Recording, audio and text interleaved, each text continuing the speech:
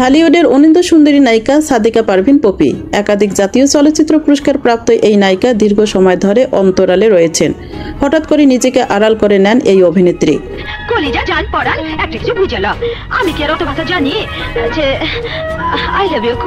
প্রথম দিকে পপির এই অনুপস্থিতিকে স্বাভাবিক মনে করেছিলেন চলচ্চিত্র সংশ্লিষ্টরা, কিন্তু সময় যতই এগোতে থাকে ততই তাকে ঘিরে ধোঁয়াশা তৈরি হয়।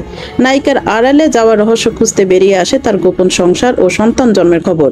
বিয়ে করে এখন পুরো দোস্ত সংসারী পপি, শোবিজে নেই তার কারো সঙ্গে যোগাযোগ।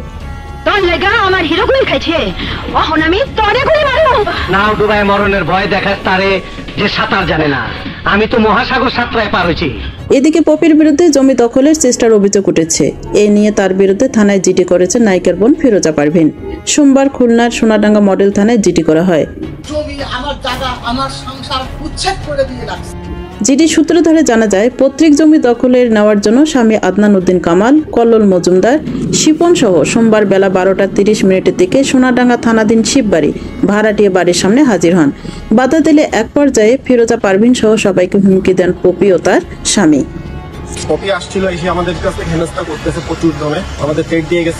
বিষয়টি নিয়ে পপির মা মরিয়ম বেগম গণমাধ্যমকে বলেন, জমি আমার জায়গা আমার সংসার উচ্ছেদ করে দিয়ে লাগছে। আমার জামাই বলতেছে এই 11 কাঠাই আমাদের। পপির মেজ বোন ফিরোজা পারভিন বলেন, আমরা 4 বোন 2 ভাই।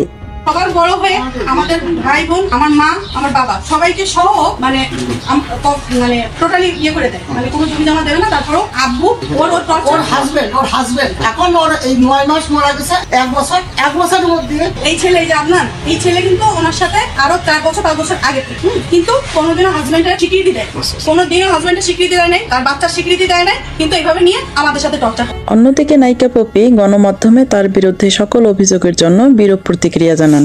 আমার বাবার কাছ থেকে আমার চাচার জমি, আমার অন্যান্য চাচার জমি, শরীরের জমি আমি কিনেছি, আমি ভোগ দখল করতে পারি না, এদের অত্যাচার আমি দখল করেছি। আমি একবার বলেছি আমি ওই জমি কিনবো, লাগবে আমার বয়া দাক্ষিণ্য করে এই গাড়িটা আমরা দেখেন, চেহারা দেখেন, জামা দেখেন, আমার ফ্যামিলিতে কেউ ইনকাম করে খাই না। আমার বাবা কিন্তু ওই 95 ইনকাম করে এদেরকে চালাই নাই, আমি চালাইছি আমার ফ্যামিলি।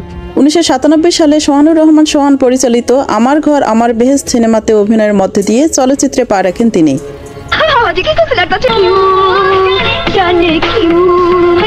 কিন্তু তার প্রথম মুক্তিপ্রাপ্ত চলচ্চিত্র কুলি, এই চলচ্চিত্রে তার বিপরীতে অভিনয় করেন ওমর সানি।